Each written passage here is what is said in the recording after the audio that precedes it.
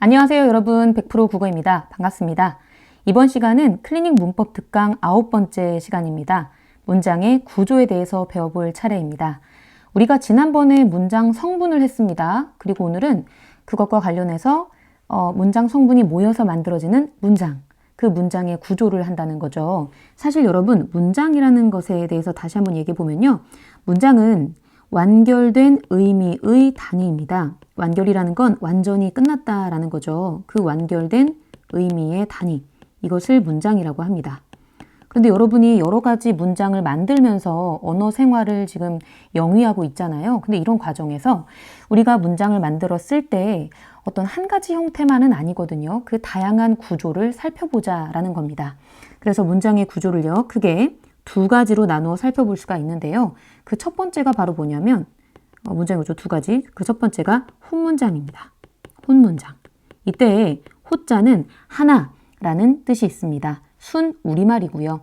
그러면 순 우리말 홑의 반대되는 한 개가 아니라 두 개 이상을 가리키는 말이 뭐냐면요. 겹문장입니다. 그럼 벌써부터 이 용어에서 홑, 하나 이런 의미, 겹은 둘 이상 이런 의미가 있습니다. 이거는 하나, 이거는 두 가지 이상이다 라는 의미가 이미 들어가 있는 겁니다. 그래서 혼문장은 바로 주어하고 그냥 서술어로 주어 서술어가 1대1의 관계로 이루어져 있는 문장입니다.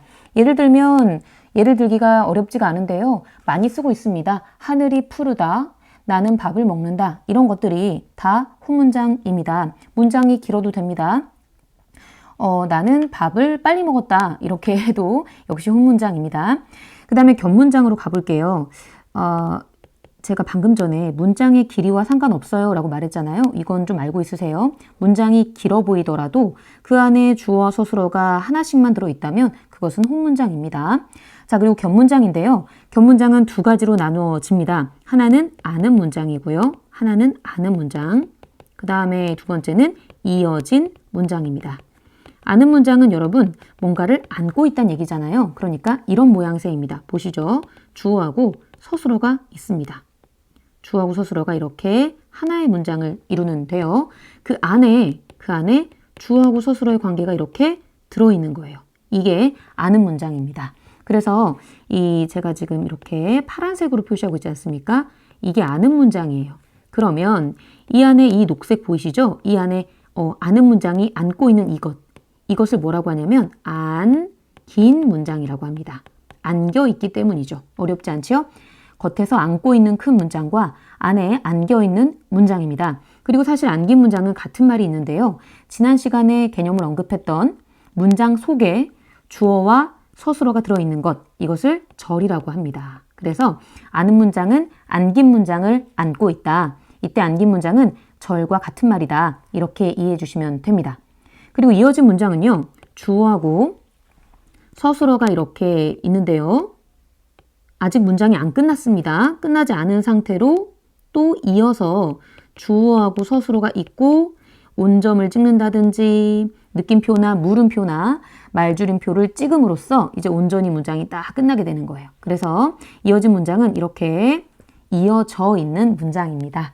개념이 어렵지 않지요? 한 번 더 검토해 봅시다. 혼문장과 겹문장으로 일단 나눠주시고요. 겹문장에 아는 문장과 이어진 문장이 있다. 그 모양새를 봐두시기 바랍니다. 그러면 본격적으로 들어가 봅니다. 안긴 문장의 종류를 지금부터 할 텐데요. 제가 지금 뭐를 알려드릴 거냐면요. 지금부터 아래에다가 네모 땡땡 표지, 그 절을 나타내는 표지가 있어요. 그 절의 표지를 네모로 한번 나타내 보고자 합니다. 자, 보세요. 명사절 같은 경우는요. 음이나 기가 붙습니다. 그래서 음기를 딱 보면요. 명사절이네? 이렇게 찾아주시면 됩니다. 그리고 관형절 같은 경우는 는, 던, 을이 붙습니다. 은는, 던을이 관형절의 표지가 됩니다. 그리고 부사절은요. 개, 뭐뭐하게, 뭐뭐이, 그리고 도록 이렇게 붙습니다. 개이 도록 이렇게요. 그리고 서술절은요. 딱히 이러한 어떤 표지가 없습니다. 근데 제가 표지가 없는 대신에 어떻게 서술절을 찾을 수 있는지를 이따가 힌트를 좀 드릴게요. 그리고 인용절은 고와 라고가 붙습니다. 자, 이렇게 표지를 5개의 절과 그리고 각각의 표지를 살펴보셨는데요. 이때 자 참고로 제가 고라고 왼쪽 옆에는 아무것도 안 붙였는데요. 이 다른 표지들은 이렇게 왼쪽에다가 이런 표시를 지금 해놨죠. 이 표시가 뭐냐면요. 요 표시요. 요 표시는 의존 방향을 표시하는 붙임표입니다. 그런데 이거를 이제 쓰지 않은 까닭은 뭐냐면 이 고하고 라고는 조사이기 때문입니다. 조사.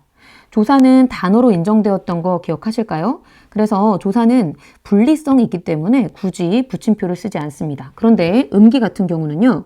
어미입니다. 근데 이런 어미들을 뭐라고 하냐면 명사처럼 만들어줄게요. 명사처럼, 명사의 모양형, 명사처럼 만들어주는 어미. 얻는 돈을도요. 관형사처럼 만들어줄게요. 그래서 이거는 관형사형 어미라고 합니다. 그리고 이제 개하고 도록이요. 개하고 도록 이거는 부사형 어미입니다. 그런데 제가 이는 따로 이제 빼놨는데요. 이는 여기다 쓰겠습니다. 부사로 아예 만들어버리는 부사파생 전미자입니다. 그래서 부사로 만들어주는 그 이가 부사절에 동원되기도 합니다. 그리고 고하라고는 조사입니다. 어미와 조사와 접사 이 관계가 혼동이 될 수도 있으나 우리가 지난 시간에 했던 거를 바탕으로 해서 정리를 한번 하고 갈게요. 자, 3종 세트 가겠습니다. 체어는 조사가 붙고 체어에는 조사가 붙고 그리고 용언의 어간과 어미 어간은 고정, 어미는 교체 이것을 활용이라고 했고요. 이 두 가지는 문장을 구성합니다. 문장을 만들어요. 그리고 단어를 만들 때 실질적 의미인 어근과 단어를 만들 때 실질적 의미를 담당하는 어근과 붙어서 도와주는 접사 이렇게 해서 이거 두 가지는 단어를 형성하는 것으로 우리가 지난번에 설명한 적 있지요. 이거는 계속 나오게 되는 거니까요. 참고로 반드시 이제 여기서는 참고지만 반드시 알아두도록 합시다. 자, 그러면 한번 적용을 해봅시다. 이 음기가 어떤 식으로 쓰이냐면요. 예를 한번 들어볼게요. 예를 들어볼게요. 가을이 오고 있습니다. 이렇게 해볼까요? 나는 주어 기다린다. 서술어. 이렇게 주어 서술어가 먼저 있어요. 이 상태에서 나는 가을이 오기를 기다린다. 이렇게 있다고 합시다. 그럼 여러분 이게 가을이 오기를이요. 가을이 오기 이렇게 안겨 있는 겁니다. 큰 주어는 나는과 기다린다인데요. 이 안에 가을이라는 주어와 온다라는 서술어가 있는 거예요. 여기 기가 붙어 있는 거 보이시죠? 사실 이 기본형이요. 사전에서 오기를 찾으면 오다라고 나옵니다. 근데 여러분 이 다가 어떻습니까? 이 다라는 어미는 문장을 끝내주는 종결어미예요. 근데 이 경우는 벌써 문장을 끝내면 안 되니까 잠깐 요 다야 나랑 좀 자리를 바꿀까? 이 기가 붙음으로써 명사처럼 쓰이도록 하고 있다는 거죠. 명사형 어미 이렇게요. 여러분 그리고 명사형이라는 것은 여기서 추가적으로 알고 합시다. 명사기 때문에요. 문장에서 뭘로 쓰일 수 있냐면 이 경우는 보세요. 가을이 오기를 해서 뒤에 르이 붙어서 목적으로 쓰이고 있어요. 그래서 크게 보면 이 문장은 주어와 목적어와 서술어로 이루어져 있는데요. 이 목적어 안을 들여다봤더니 이렇게 가을이 오기라는 이 안긴 문장이 들어가 있는 거죠. 그래서 사실은요. 시험에 어떤 게 나오냐면 음기가 붙어서 명사절이 된다는 거 요거 하나. 그리고 그 명사절이 문장에서 뭘로 쓰이나요? 까지입니다. 사실 여러분 그 격조사 기억하십니까? 이 밑으로 다시 한번 와볼게요. 체온의 조사가 붙어서 정말 다재다능 정말 다 쓰일 수 있는 팔방미인입니다. 체어는 문장 성분 다 쓰일 수가 있어요. 그래서 가을이 오기를 하면은 목적어지만 뭐 가을이 오기가, 가을이 옴이 이런 식으로 해서요.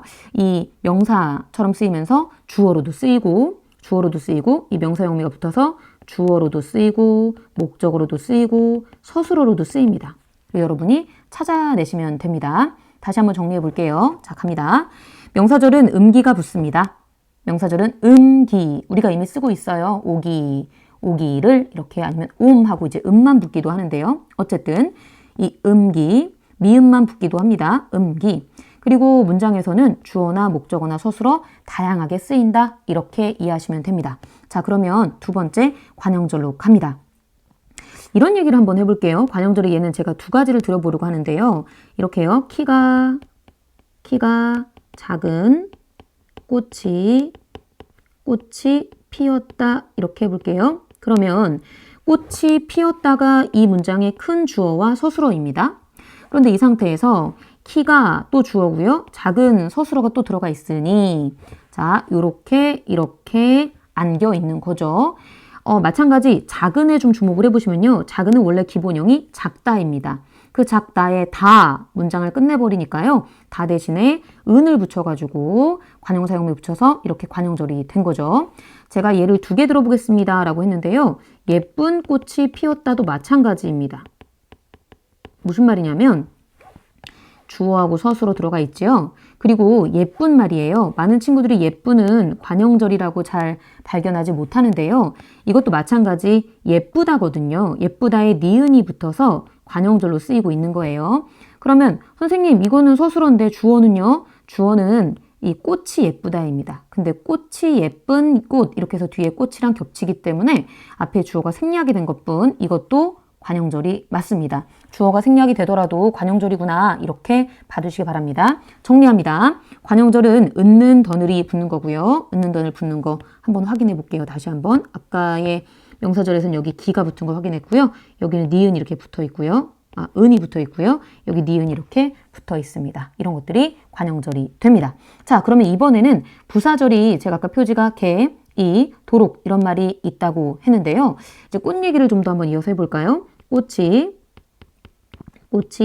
아름답다 이렇게 문장이 끝나겠지만 아름답게 피었다라고 해보죠. 자, 그럼 이 경우에 주어는 꽃이 서술어는 피었다입니다. 주어 서술어가 있는데요. 이 안에 아름답게라고 해서 이렇게 안겨 있는 겁니다.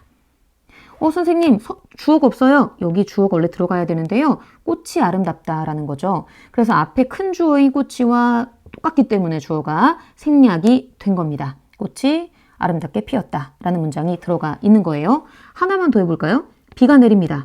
비가 내린다. 근데 여기다가 또 안긴 문장 만들어 볼게요. 비가 소리도 없이 내린다. 이렇게 있다고 할게요. 그러면 이 안에도 마찬가지 소리가 없다라는 물론 큰 주어는 비가 내린다. 큰 서술어 비가 내린다. 이렇게 인데요. 파란색 보시고요. 그 다음에 작은 주어 소리도 그 서술어가 없이가 들어가 있는 겁니다. 그리고 인용절 하기 전에 서술절에 대한 얘기를 해봅시다. 서술절은 표지가 없다라고 했는데요. 제가 팁을 드린다라고 아까 했거든요. 대신 이런 팁을 드릴게요. 이거는 표지라기보다 제가 그냥 드리는 팁인데요. 수를 기억해 주시면 좋겠습니다. 딱히 표지가 없고 주술은 제가 드린 하나의 팁입니다. 근데 엄밀히 말하면 여기를 녹색으로 해야 되겠습니다. 왜 그럴까요? 자, 잠깐만요. 좀 더 잘 볼 수 있게 좀 고쳐볼게요. 다시 한번요. 일단 큰 주어가 먼저 있고요. 그리고 이 뒤에 주어처럼 보이는 녀석이 또 있고요. 서술어가 이렇게 있습니다. 그러니까 모양새는 이런 모양새입니다. 이렇게요. 그래서 이게 서술어 역할을 합니다. 서술의 역할을 하는 절이라 이게 서술의 역할을 합니다. 그래서 서술의 역할을 하는 절이라 그래서 서술절이라고 합니다. 하나하나 한번 들어가 볼까요? 예를 한번 들어볼게요. 예, 천천히 갑시다. 잠깐만요. 예라는 글자는 우리가 쓰지 않고 있네요. 예라는 글자를 생략하고 해봅시다. 토끼는 앞발이 짧다. 이렇게 저희 대학교 때 교수님의 그 논문 소제목이었는데요. 그때 대학 때 수업 때 들었던 기억이 납니다. 참 재밌었는데 말이죠. 자, 갑니다. 짧다입니다. 그럼 여러분 생각해 보세요. 무엇이 짧습니까? 무엇이 짧다라고 물으면 토끼가 짧다 이렇게 하면 이상합니다. 앞발이 짧은 거예요. 그쵸? 그럼 이게 주어 서술어 관계가 맞아요. 이렇게 말입니다. 이 상태에서 토끼는에 대한 서술은 어디 있죠? 이렇게 하면 요것이 서술어 역할을 하게 되는 거예요. 토끼는 앞발이 짧다 자체가 서술어가 됩니다. 알겠죠? 이렇게 해서 서술절은요. 주어가 2개인 것처럼 보여요. 그러나 사실은 뒤에 있는 거는 서술절의 주어다. 이렇게 보시면 되겠고요. 그 다음에 인용절의 예도 한번 들어볼까요?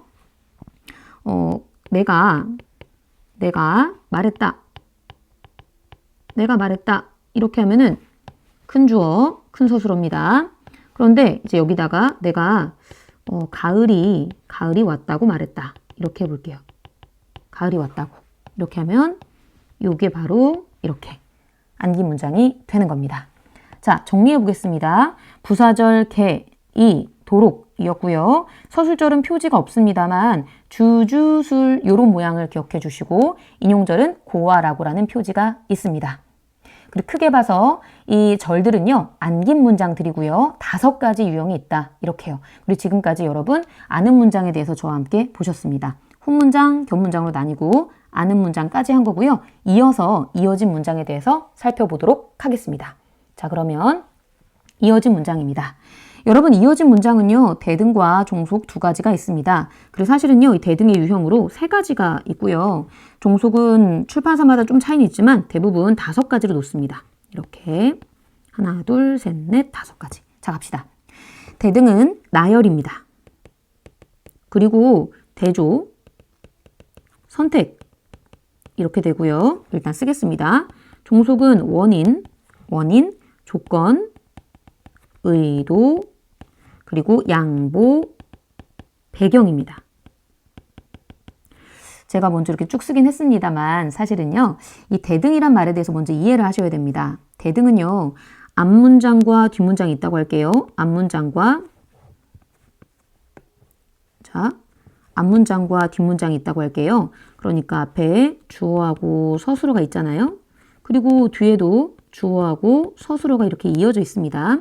이 문장의 순서를 바꿀 수가 앞뒤 문장의 순서를 바꿀 수가 있어요. 알겠죠? 앞문장과 그리고 뒷문장의 순서를 바꿔도 되는 것은 대등입니다.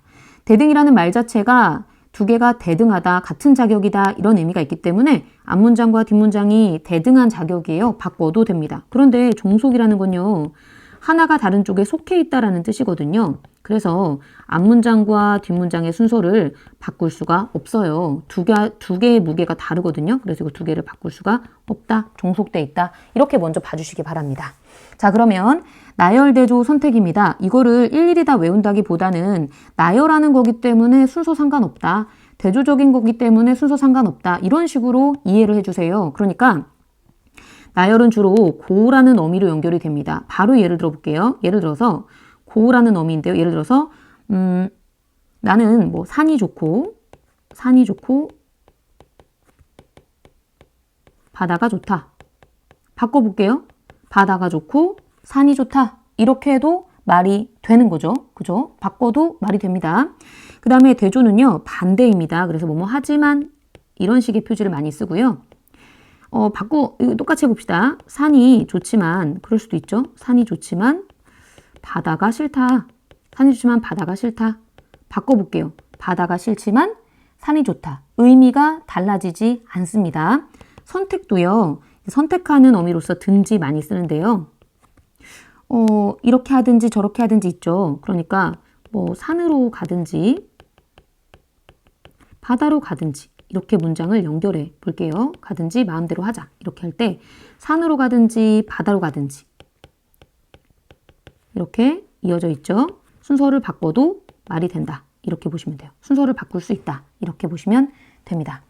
자, 이어져 있는 문장 3가지, 대등하게 이어진 문장 3가지를 먼저 했고요. 종속적으로 이어진 문장도 이어서 한번 해봅시다. 원인은요. 많이 쓰이는 게 뭐뭐함으로 또는 뭐뭐아서 뭐뭐어서도 말이 되겠죠. 그 다음 조건으로는 뭐뭐 하면, 의도는 뭐뭐 하려고, 그리고 양보는 뭐냐면요. 비록 뭐뭐 하더라도 그렇더라도 이게 양보인 이유는요. 그 앞에 절을 양보하기 때문이거든요. 이건 좀 이따 예로 다시 설명해 볼게요. 그 다음 배경은 어떻게 하는데 라는 배경 상황을 말하는 겁니다. 바로 예로 들어 볼게요. 그러니까 이렇게요. 만약에 비가 와서 소풍을 못 갔다고 합시다. 비가 와서 못 갔다.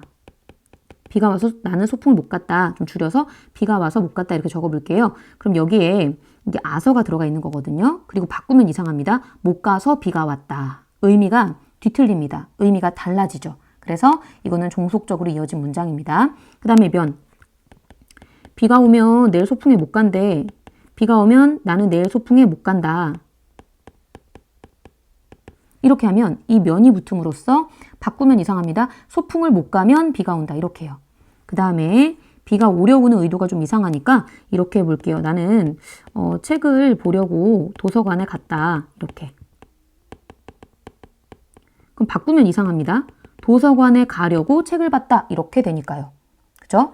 그 다음에 양보는 비가 오더라도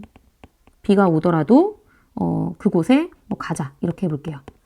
또는 비가 오더라도 나는 그곳에 가겠다 이렇게 있다고 할 때 이 뭐뭐 하더라도가 붙음으로써 이 뒤에 있는 거를 강행하겠다는 얘기거든요. 그래서 비가 온다라는 조건을 양보시킨다라고 해서 양보절이라고 합니다. 양보, 종속적으로 이어지는 양보. 자, 어쨌든 비가 오더라도 가자, 뭐뭐 하더라도. 그 다음에 가는데 비가 오는데 이런 상황이에요. 배경 상황. 비가 오는데 뭐 꽃이 피었다 이런 식으로 되는 겁니다. 이렇게요. 자, 여러분 어떠신가요? 이해되시나요? 이어진 문장의 모양새가요. 주어 서술어 다음에 또 주어 서술어인데요. 대등하게 이어진 문장의 경우는 순서를 이렇게 바꾸더라도 의미가 달라지지 않았습니다. 그런데 종속적으로 이어져 있는 건요. 앞뒤 순서를 바꾸면 안 되더라 이렇게요. 저는 내신 대비하는 친구들한테 이 나열대조 선택을 반드시 외우게 합니다. 사실 원인 조건, 의도, 양보, 배경은 그때그때 여러분이 이미 쓰고 있는 거기 때문에 의미를 구분하는 게 어렵지가 않거든요. 근데 이 대등은 어차피 3가지밖에 안 되니까요. 뭔가를 나열하는 거, 대등하게, 그리고 대조시키는 것, 그리고 선택하게 하는 것, 이거는 대등하다. 이렇게 보시면 됩니다. 마지막으로요. 관계관용절과 동격관용절의 차이에 대해서 참고로 알려드리고자 합니다. 이것은 이제 고등 수준이니까요. 참고로 중학생들은 참고로 들으시고요. 고등학생들은 이거 시험에 잘 나오니까 집중하고 들어주세요. 갑니다. 똑같이 관용절입니다. 먼저 우리가 좀 주목해 보겠습니다. 여기 어제 읽은이 책을 꾸며주는 게 보일 거고요. 그 책이 왔다는 소식도 역시 꾸며주고 있는 게 보일 겁니다. 뒤에를 이렇게 꾸며주고 있습니다. 그런데 우리는 왜 이것을 두 개를 개념을 구분할까요? 기준은 의미입니다. 의미를 보면 관계를 맺고 있다. 이거는 동격은 같은 자격이다 라는 건데요. 좀 감이 오실까요? 그러니까 이 책이란 단어가요. 어제 내가 책을 읽은 거거든요. 그러니까 이 책이 여기서 어제 내가 책을 읽었다. 어제 책을 읽었다. 이렇게요. 그러니까 이 꾸며주는 관용절과 꾸밈을 받는 요 명사가 이 안으로 들어가서 관계를 맺어요. 그죠? 이 명사가 꾸밈을 받지만 똑같은 말이 안에서 관계를 맺기 때문에 관계 관용절이라고 합니다. 그래서 이거는 이렇게 생략이 될 수밖에 없어요. 똑같기 때문에 같은 말이 반복될 수는 없으니까. 그래서 자, 꾸밈을 받는 뒤에 명사가 안으로 쏙 들어가서 관계를 맺으면은 관계 관용절이고요. 동격은 같은 자격이다 라고 했는데요. 보시면 이 소식이 안으로 들어가지 않습니다. 이렇게 들어가지 않습니다. 그러니까 그 책이 소식이 이렇게 하지 않고요. 이렇게 들어가지 않고요. 어떤 식이냐면 그 소식이 곧 이겁니다. 그러니까 그 책이 왔다는 이렇게. 그 소식 들었어요? 무슨 소식이요? 그 책이 왔대요. 그 소식이요. 이렇게 말하는 거기 때문에 이런 식으로요. 그래서 이 의미가 이 소식을 풀어주는 거예요. 그래서 같은 의미다. 그 소식이 곧 그 책이 왔다는 그 소식. 이렇게 같은 의미이기 때문에 동격 관용절이라고 얘기를 합니다. 자, 어떠셨나요? 여기까지 제가 진행을 좀 해봤는데요. 들으시면서 질문이 있거나 또는 좀 이해가 잘 안 되거나 좀 어려운 부분이 있으면 댓글 또는 수업 중 와서 제게 알려주세요. 그러면 제가 열심히 답변해 드리도록 하겠습니다. 수고하셨습니다. 오늘은 여기까지입니다. 다음에 만나도록 할게요. 수고하셨습니다. 안녕.